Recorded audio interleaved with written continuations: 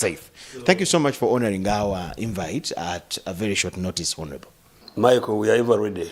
Thank you so much, sir. We revolutionaries, we are ever ready. So I'm happy also to share this information. After all, it's good to share information for the sake of our children, grandchildren.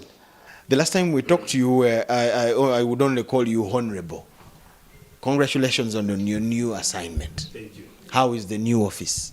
Well, the new office, I haven't actually occupied it. Okay. I'm still in waiting, anticipating, because we have some activities to undertake. For example, we have to be vetted by Parliament. After Parliament, we have to go for orientation. This orientation is organized by Minister of Foreign Affairs.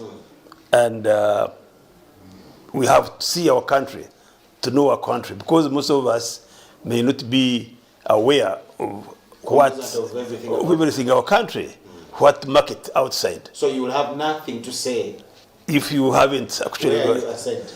Definitely, we have to have facts and figures, appreciate what is Uganda producing, because we have to market our goods and services. So we have to know where those goods and services are produced. So that when you are talking to those people that you are marketing, say, for example, milk or poultry or maize or whatever, you know that you have those facts and figures. Then we have to see the beautiful national parks. So that when you talk about the national parks, you have been there and you know. Because I wouldn't make it be challenged by foreigners. I have been to Kidepo. Nobody has been to Kidepo, definitely. But it will be a challenge. It will be shameful for anybody to talk about Kidepo when you haven't been there, when you're Ugandan yourself. So I think that's a good program. Then after that, we go for some bit of political orientation to get to know the ideology of NRM. How long will that whole process take? Isn't that around 6 months? 2 weeks. No, I'm talking about the parliamentary vetting. Only for me, I don't know about parliamentary vetting, but I hope that the parliament has resumed. Maybe by next week, we should see things moving. But knowing about our country and going with Shankwas will only take about 2 weeks only. That's what I assume. Okay. Yes. With these very cameras, we'll be at Parliament. Yes. I don't know, are you allowed inside the committee of vetting or you are not? We'll be at the entrance and we'll get the information. Congratulations on your new assignment. Thank you. Wish you all the best. And I really want to thank the President for having really entrusted me. This is a vote of confidence, really, to deploy me in this strategic country.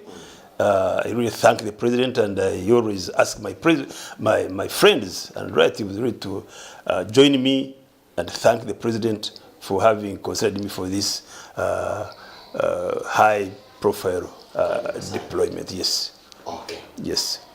When did you join the team that went to Luwero? Yourself? Yeah, you see, I joined the team that went to Luwero on the first day, 6th of February 1981. But the struggle, we need to collect our history. This struggle didn't start on 6th of February 1981. That's not when it started. This struggle started long ago because there was some history of accident in the history of Uganda. And from colonial time, even before that, we see some revolutionaries that wanted to shape this country in a proper way. Okay? From the time of Kabarega to the time of Mwanga, at the time of Msazi, and then we see people like Obote coming on the scene.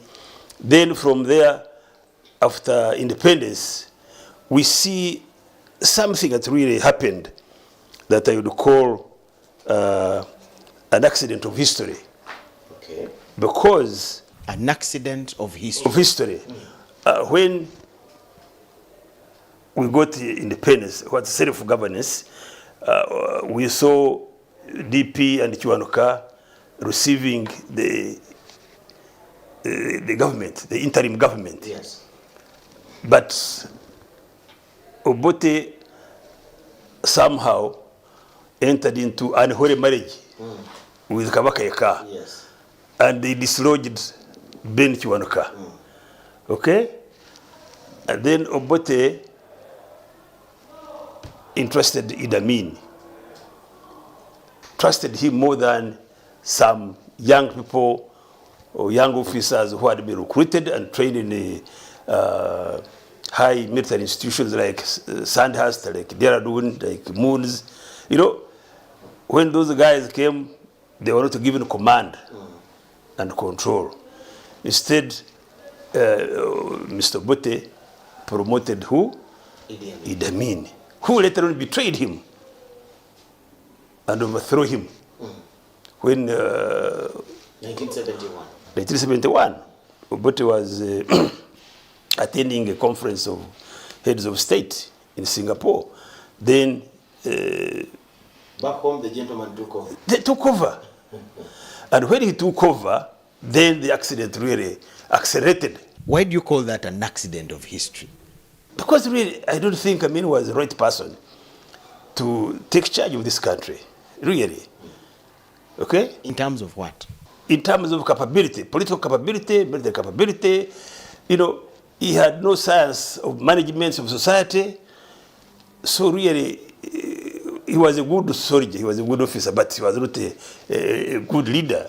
Are you saying being a good soldier is not enough to make somebody a good leader? To manage society, you need some qualifications and qualities. That's what we mean. The senior six we talk about today? You don't simply jump from nowhere and you say you want to take over the country. So we saw that really as that unholy marriage that dislodged Ben Kiwanuka. Then we see Obote trusting Amin more than other officers. Then Amin overthrows Obote. Then he takes over and he disorganizes the country. Completely economically, politically, militarily. The army turned into brutal instruments to kill and harass people. Then we saw Ugandans running into exile. Uganda was a net exporter of refugees. So that was really an accident. I'm waiting for you to arrive at where now the struggle began. While that was going on, our leader right now, Yes. President Museveni, in that early age, saw that there was a problem in this country. And then he started organizing his colleagues, his age mates. At that time, okay, we see him organizing the Babazis, the Tafiles, the Mwesigwa Black, Martin Mwesiga, and these other colleagues, taking them to some place in Mozambique to train. Okay? Yes. So we see that history. We should be recording that history correctly from that time. Okay? That was during the days of Amin. Of Amin. Okay? Way before 1981. Exactly. Okay. Because from what we have, from what we know, our president, I think, stayed one day in Uganda after Idi Amin taking over government.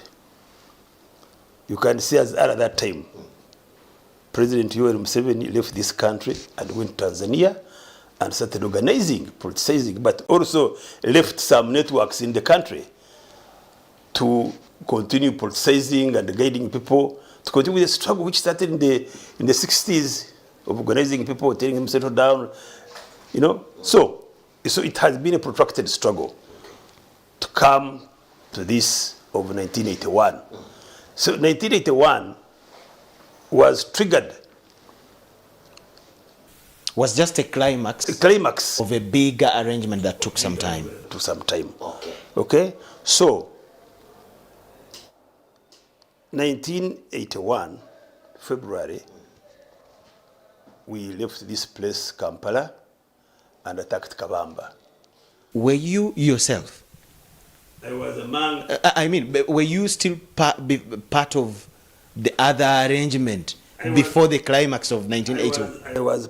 I joined FRONASA I joined President Museveni in 1977 when Idi Amin killed Luwum, Bishop Luwum. Yes. Okay? Jenan Luwum. That's when the country actually, Said enough is enough. that's when the country actually descended into total chaos. Okay? And most of us at that age who were doing some clandestine work left this country. And we went and joined our president in Tanzania. Some of us stay in Kenya, others stay in Tanzania. So, But preparing for something. preparing for something. And that something took long to happen. Why? Because you remember, in 1972, Obote and President Museveni tried to attack, to invade Uganda through Mbarara. Okay? And they were defeated because they weren't prepared. What? They weren't prepared. How and what brought a union of President Museveni then and Dr. Bote? They had a common enemy. The common enemy brought them together Yes. at some point. Yes, exactly. And so that invasion was also an attempt to get rid of Idi Amin. Okay? Because he had started killing people, you know. The army was wild. The army is supposed to protect people and their properties as per the constitution. But when the army turns into a brutal instrument, killing people, raping women, looting things, you know, then it is. So that invasion failed. Then they went back. Those who survived, they went back To hatch another plan. to hatch another plan. And by that time, Nyerere was condemned by the world. Why did you allow this? Of course, he didn't allow. He had not allowed these people. So, of course, you are not allowed to support any rob activity against your neighbor country. Yes. But so when that one failed, then we went back to reorganize. We went to reorganize, and in 1978, God caused something to happen. When President Nyerere and other leaders were hesitant to support any revolution against Uganda because of international relationships, then Amin attacks Tanzania in 78. And the provocation was an advantage. It was a big advantage for Nyerere, and all of us were in exile. In a form of retaliation. Exactly. So that was God-given chance to get rid of Idi Amin. We don't know why Amin attacked Tanzania, and I don't know why, and I have never known why, and I don't think even Amin knows why he attacked Uganda, why he attacked Tanzania. Yes. So when he attacked Tanzania, an opportunity was availed to Nyerere. For whoever wanted to. And Nyerere called everybody. He said, all of you people who want to get rid of it, The time is here. the time is here. And we all came. You participated in Yes, we came. And from Nassa, we went through what we call Western Axis. Okay? From Chikagate, and we went to Mbarara up to Western Nile. Then there was an axis, the central axis of Obote's forces, commanded by Tojok, which came through Masaka to Kampala. And so we got rid of Idi Amin. So we should begin recording our history of this struggle we're talking about, 36 years. It's just very little time compared to what exactly happened. This is now where I come with the question, Yes. Honorable. It is Amin, according to what you have shared, that actually messed up the country. Yes. Overthrowing him saw an election. Yes. After an election, where again do you guys get the moral authority?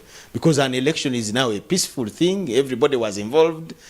Whatever happened could be taken to court and things like that. Yeah, but that thing- Where again do you get the moral authority to go You see, back to when fighting after an election? overthrown, Yes. it was a coalition of so many groups, okay, who had different ideologies, okay, but they came together because we had a common enemy. Now you remember what happened here. The Lule was very present. He was thrown after 68 days. Then comes Benaisa, who ruled I don't know for how long. Then came military commission. Now military commission organized elections, okay, but we had little hope. We doubted the genuineness of those elections. Why? Because, look, there were three ballot boxes, one for UPC, one for DP, and one for UPM, okay? And they were in a room. And today we have only one ballot box, Yes. which is also transparent. You can see who has done what. And you count from the same moment when you vote. Unlike that time, you would go and vote, put your ballot paper in any box of your choice. But what happened with UPC that time, Mwanga, first of all, changed all votes of DP and gave them to UPC and declared the UPC the winner. Okay? And he declared he would be the only person to announce the results. So Mr. Sekono, who was the chairman of the Electoral Commission at that time, I think disappeared, ran away. Okay? So then our president had warned that if Mwanga and UPC, because all signs had indicated that UPC were going to rig the election, because they had the support of the Tanzanian forces and, you know, we'll see. And our president at that time warned that if UPC rigs elections, I'll go to the bush and fight. They didn't take him seriously. They thought he was joking. And I remember another statement when he was campaigning, he predicted that DP will win, UPC will rule, UPM will go to the bush to fight. And those things happened. Now, DP won, UPC took power and ruled, UPM went to the bush to fight. now before we continue, Yes. so was by the time your team won through your leader, Yoweri Museveni, then don't you think already? One may think that you already had a plan. Of course. The plan was there. So were you Because- using the elections just for formality?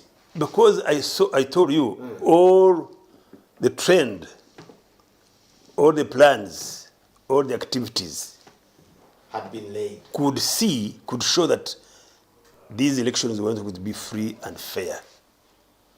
Even during the campaigns, when the elections were being organized, some constituencies which were assumed to be pro Museveni were cut off and added to the strongholds of UPC.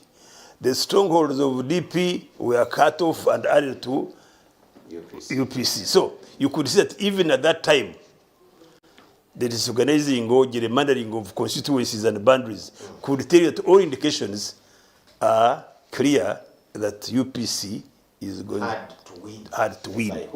by hook or crook. So Okay. you waited for the elections to end. Yeah. And there was no opportunity anyway to go to court. How? Were there no courts of law then? But the Sekono had run away, so who had evidence? How could the Mwanga be the chairperson of the Electoral Commission who would bring evidence to court? So you could see that really, but if they had really organized genuine elections, I don't think President Museveni had the cause to go to the bush.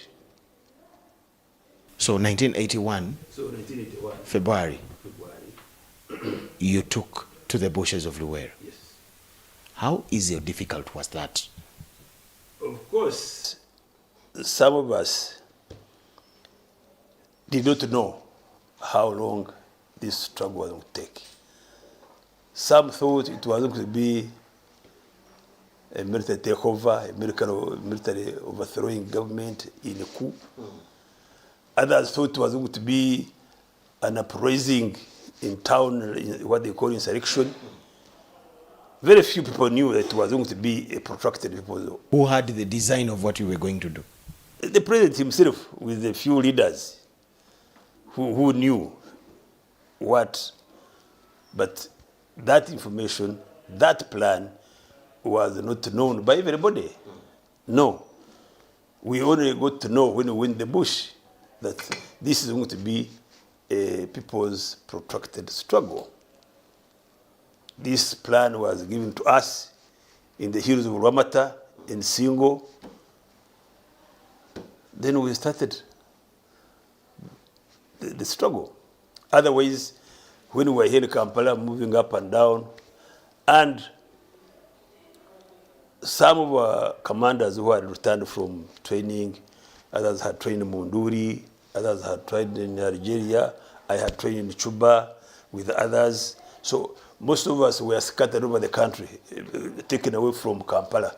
Sent Moroto, like General Sale was in Moroto, Letu Nkuranga was in Moroto, others were in Bibia, you know.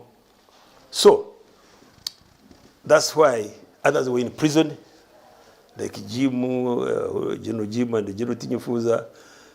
Those had been arrested and put in jail. Prisoners. So they made, UPC made sure that those officers and men who were assumed to be supporters of President Museveni, UPM, were far from Kampala. So you are in the bush.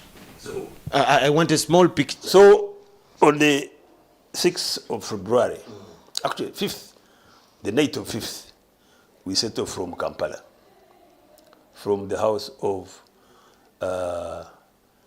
Mr. Ruchikaire, Matthew Ruchikaire, in Machindi. But we were organizing from another house of Mr. Kazora. He was a big lawyer in this town, yes. Also in Machindi. When they discovered that house, we had to shift to Ruchikaire's house. The last night of 4th, 5th there, we were there.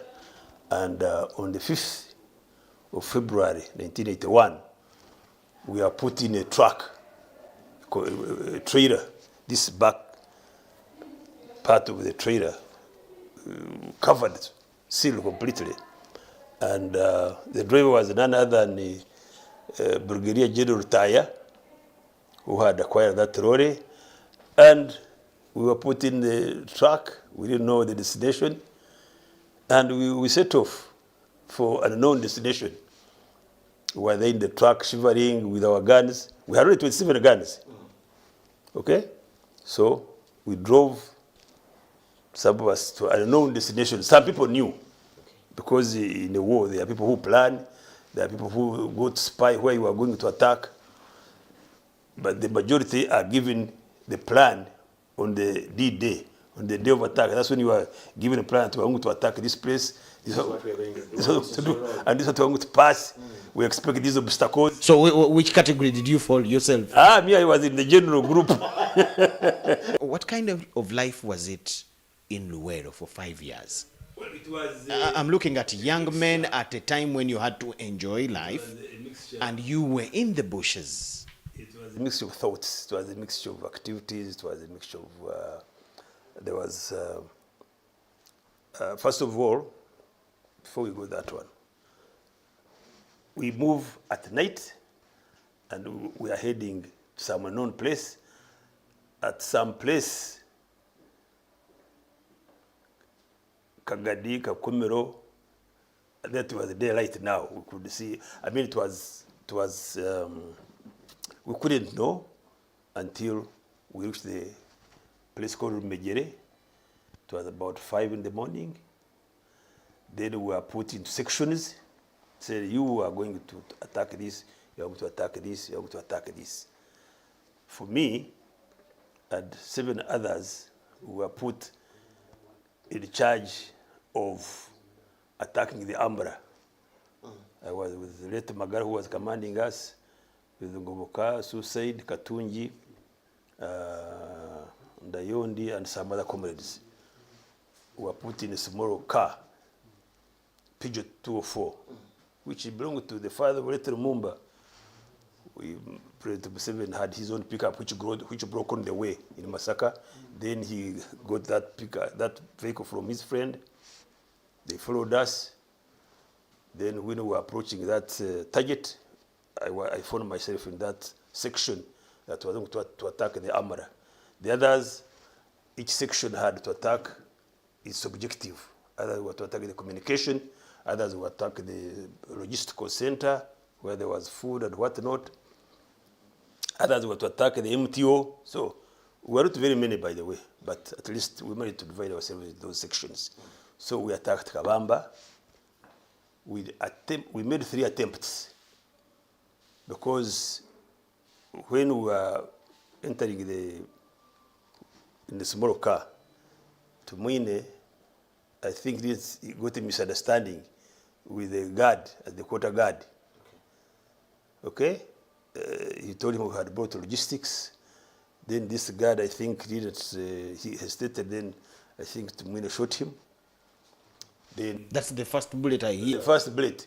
Then for us, we proceeded at a very high speed.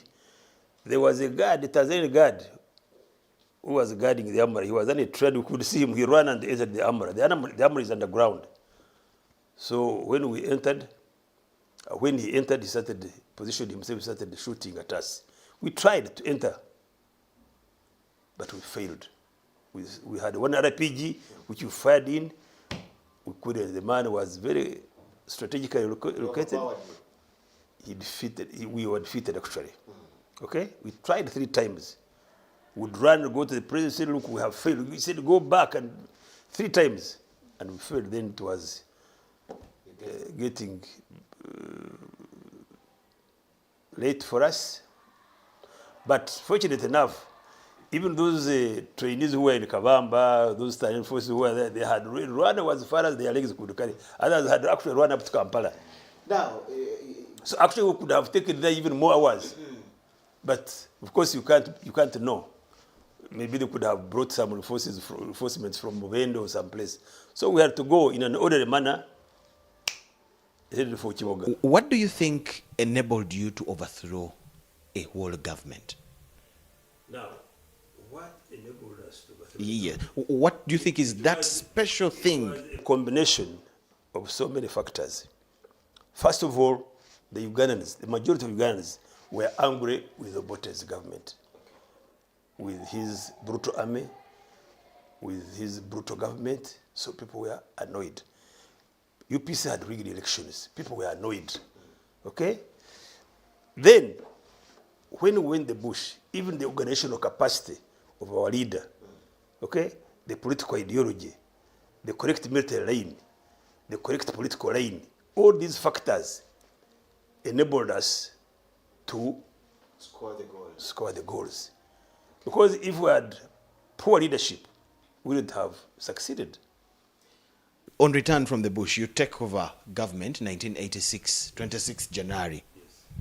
You were all young men. Yes. The sanity among you to manage society, I will use the word malala among young people. I'm looking at the 23, 24, 30-year-olds taking government. What could have been the secret that enabled you to run affairs at the time? Apparently, I've told you that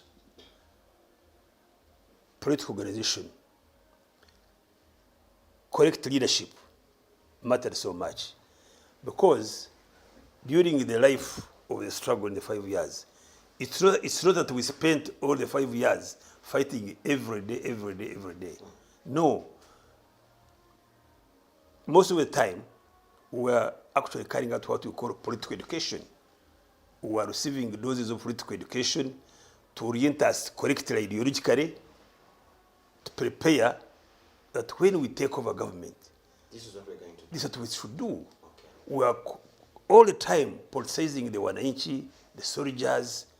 Political education actually built that soberness among the freedom fighters. Otherwise, if we didn't have a correct political ideology, if we didn't have a correct military line, if we didn't have the correct leadership, we wouldn't have survived in this Kampala. We would have turned into adventurists or warlords With all the excitement. with all the excitement, but we didn't have that because of the correct leadership of our president. If you had a scorecard of 100%, do you think you have scored? How much of... We have scored. How much out of 100? First of all, don't think it is by accident to hold government power for 36 years. It's not accident. It's a result of so many things. Okay? Because I'm sure other presidents would have loved to lead this country for more than 10 years. So, as I told you, look, security. On the front of security, I think we have scored 98%. Okay? Because the role of the army is to protect Ugandans and their properties. Here, NRM has scored because every border of our country is secure. Internally, we are secure.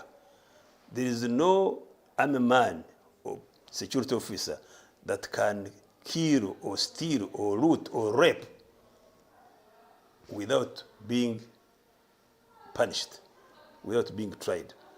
And so those who do such, we have scored. And then security has created peace. So on peace, we have scored 98%. Every part of Uganda is peaceful. There are some elements, of course, those will be there all the time.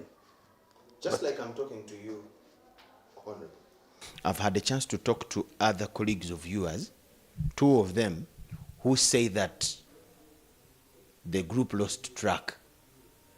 During the elections, I had an interview with General Mugisha Muntu. I asked him, what is that one thing? Actually, I've talked to three. What is that one thing you blame President Museveni for having? He said he lost track. No, you see, after some time, I talked to General Tumukunde. He said, what is happening is not why we fought. No, Then, recently, I talked to Kano Kizza Besigye. He said, the reason we went to the bush is not what is happening. What do you think? But you see, I was telling you, on peace, we have scored. Okay? It is peace. That's why you see all these investments. That's why you see all these infrastructure transformation. That's why you see all these schools. That's why you see all these things going on. Definitely, it's not by accident. Definitely on peace, because peace, if there's no peace in this country, nobody can invest in this country. What is wrong with these three colleagues of yours then? I will come to them. Okay. Secondly, on prosperity, there we have not scored as we would have wished, because most people in Uganda are still poor. That's why you see us government trying to introduce very many programs that actually can alleviate people from poverty. There are some people who are rich, who are industrialists, who are good businessmen, but most of the people in the country are still poor. That's why we are pushing all these programs, the Myoga Group, the parish models, the Bona Bagagawale. You know, all these programs are aimed at uplifting the poor people. Then plus education, because once people are educated, then they can try to also improve their own welfare. So on prosperity, we are still struggling. Some work still needs. Definitely. Okay. On wealth creation, we have a long way to go, but there is a steady progress. Then when we come to health, of course, we aim at making sure there is a medical center or health center at every parish, every sub-county. We have to increase the medical workers. We have to improve their welfare. There, we need to improve on that one. Yes, buildings are there, medicine are there, but the welfare... Personnel need motivation. The personnel needs motivation. There, we are struggling. Education, the same. Schools are being built, but we need to improve the welfare of the teachers so that they gain morale to. Then we need also to do something on technical education. There we need to emphasize, we need to work hard to make sure that all Ugandans have skills in their hands. Because when you have a skill like what you have now, you'll never go hungry. So we want to emphasize technical education so that everybody is equipped with even 3 skills, not even not single skill. So there we are also struggling to make sure. For example, we have many trucks and other moving equipment. We don't have drivers to drive these things. That's why these investors come and they bring their Chinese drivers, what. We don't want that. We'd like to have our children go in for technical skills. What do you think could explain the delay of seeing results in all of those areas you have mentioned? Now, let me tell you. 36 years down the road.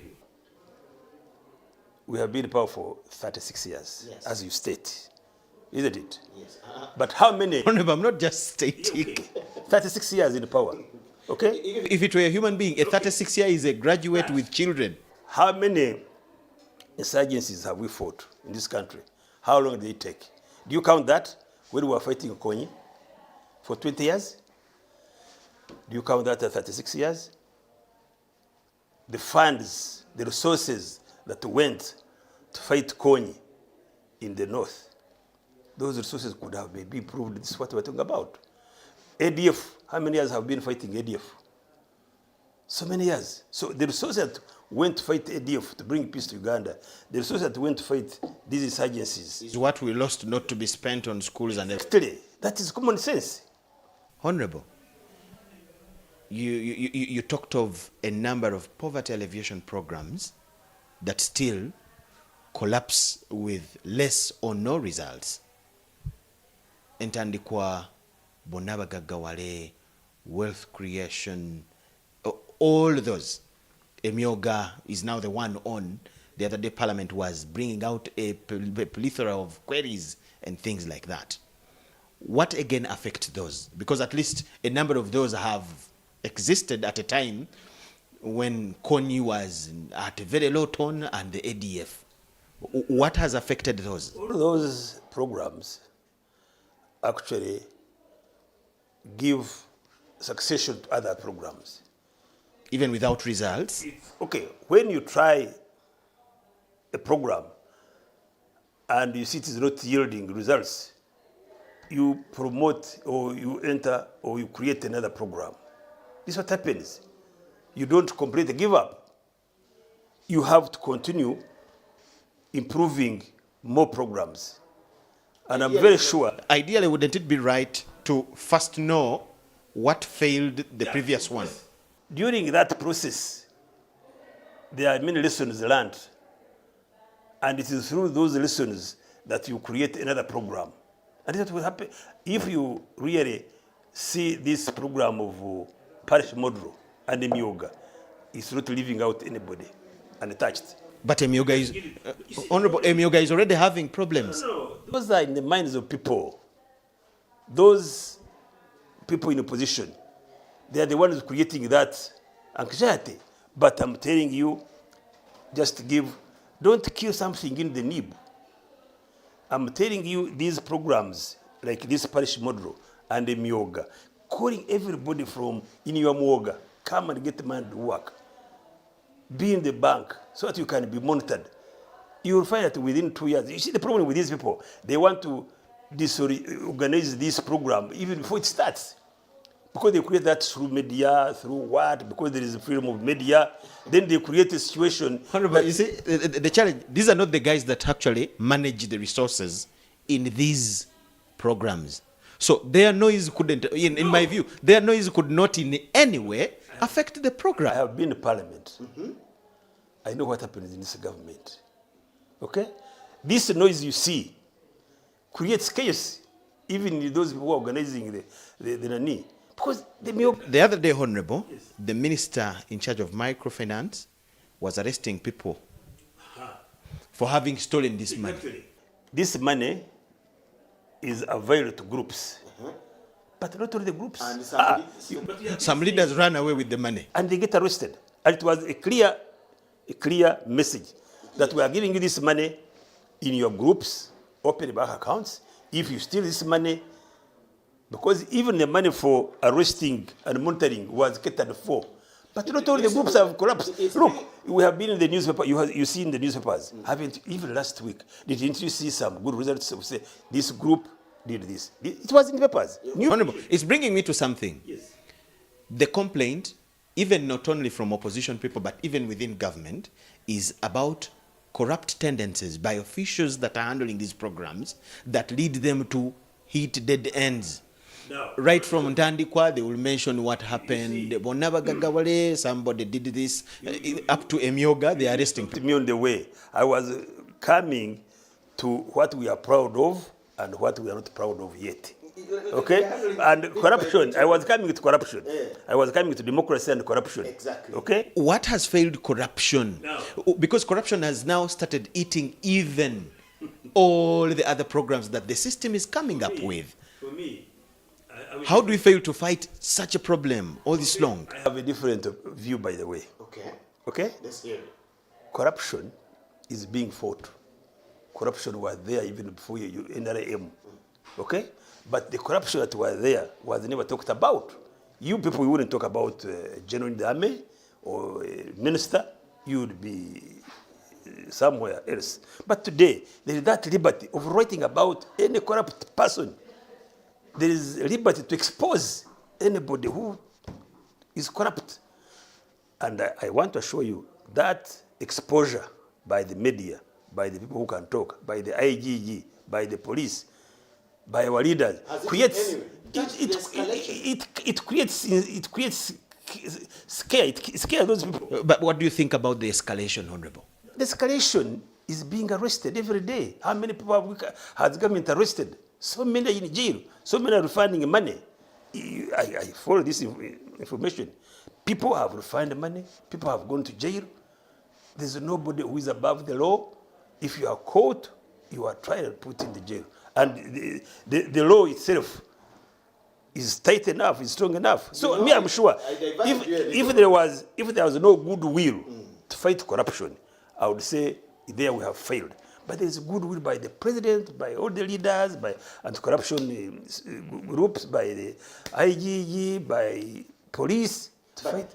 If there was goodwill, these units, each one of them has complaints that will surprise you.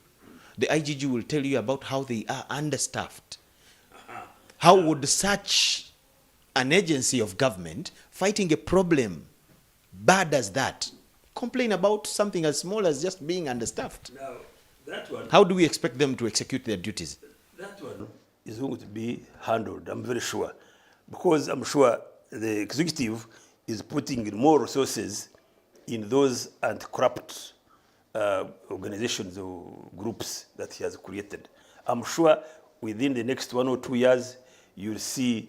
But as I told you, yes. You see, all these activities are going on, but we have enemies to fight. For example, now how much I will spend fighting ADF.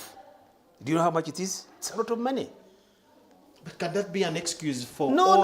But ADF is here. It has been here. You know it. Yes. It has actually now devised other tactics. Can that be an excuse for having all these other problems? Not at all. Persistent. Not at all. I don't believe so. For as long as over 30 years. I don't agree with you, and I don't believe that one is an excuse. But you should know that the budget would have come to improve on anti-corruption tactics or methods or strategies.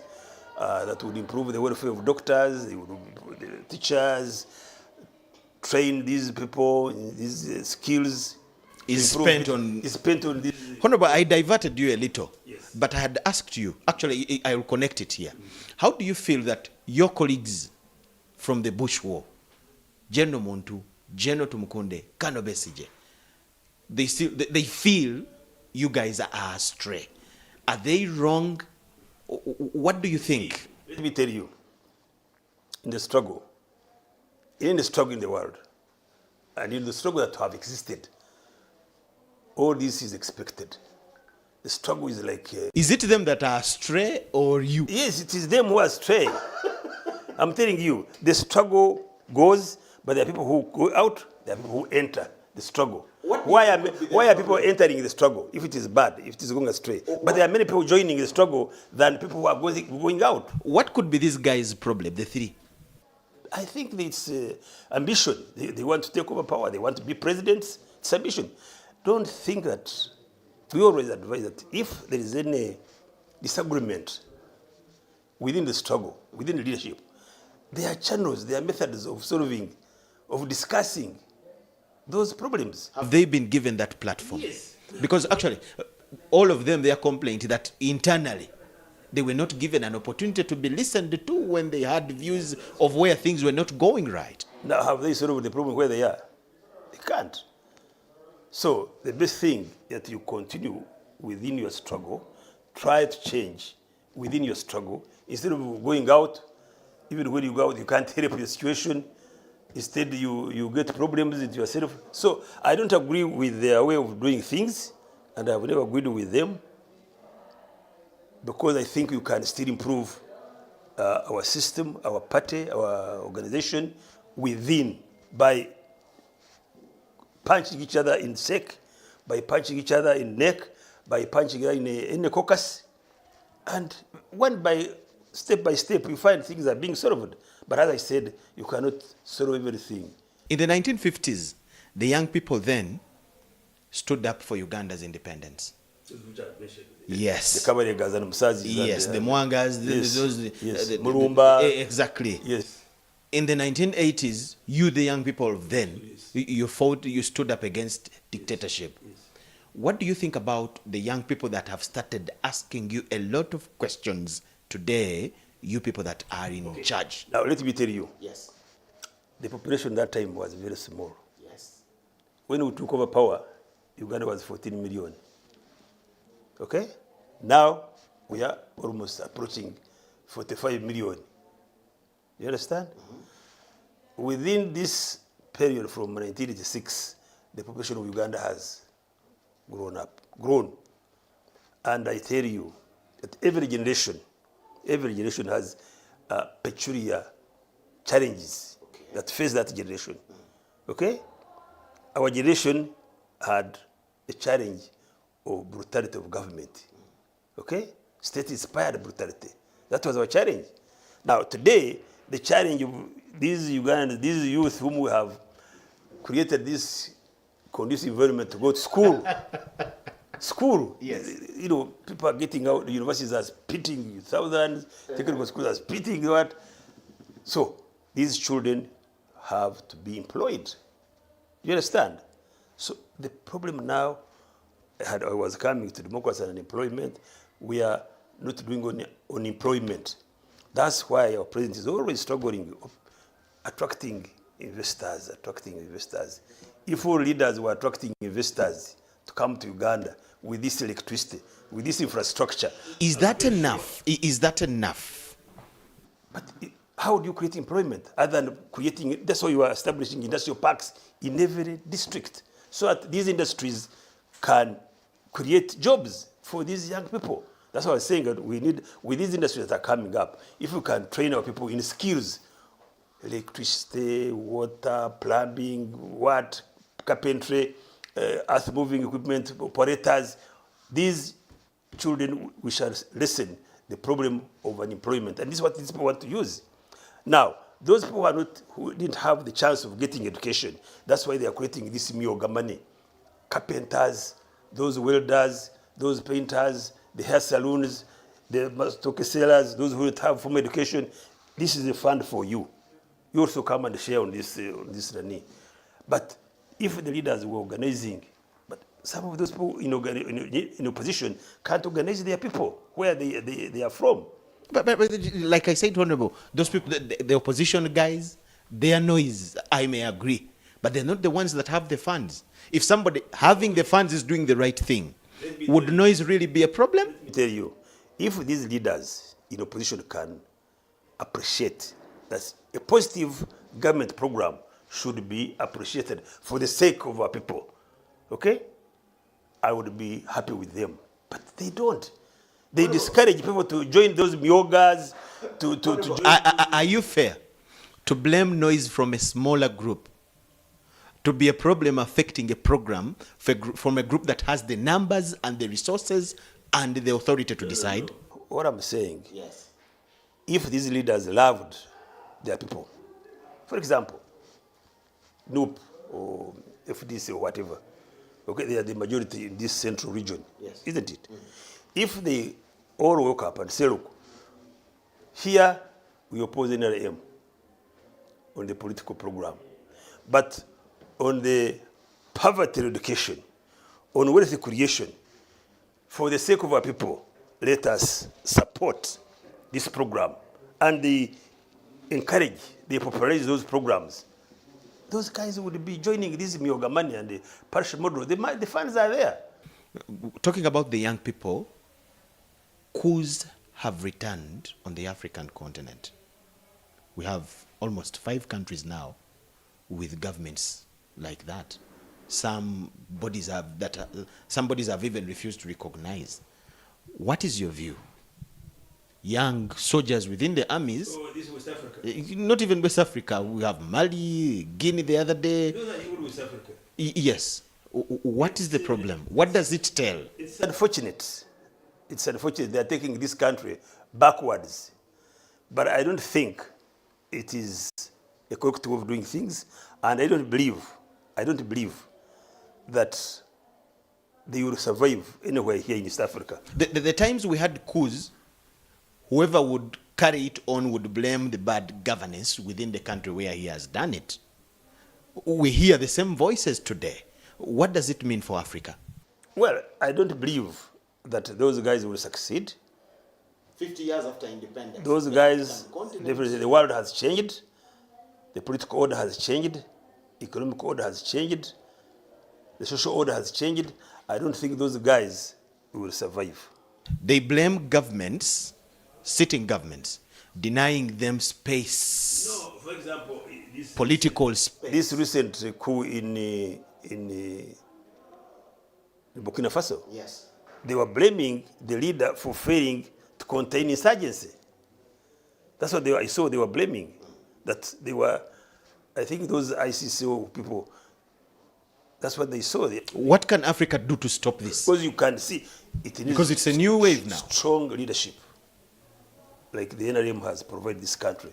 I'm telling you, if we had weaker leadership, Yeah. Kony would be here, Edif would be here.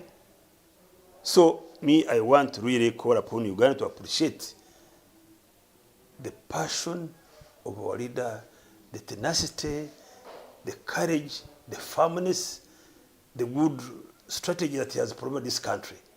Because I want to tell you, with these insurgencies that have been disturbing this country, if it was not for his strong leadership, Uganda would be in chaos like those countries they talk about. So we should appreciate really the contribution of our president. Thank you so much, This Honorable. country. Thank you so much, the Honorable Ambassador Colonel Retired Fred Mwesige. He is a bush war hero, Luero.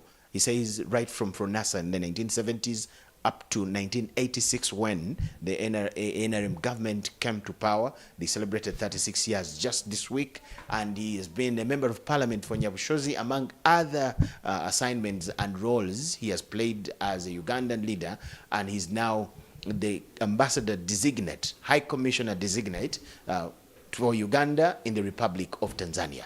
We have been sharing about the 36 years of the NRM in power and the Bush War as well, and that is all we had for you. Thank you so much for watching. My name is Michael Jordan Lukomwa. I move with a young man called Davis Kamukama and Gloria Gwitabinja, our producer, plus the whole team. Enjoy the rest of the night. Bye-bye.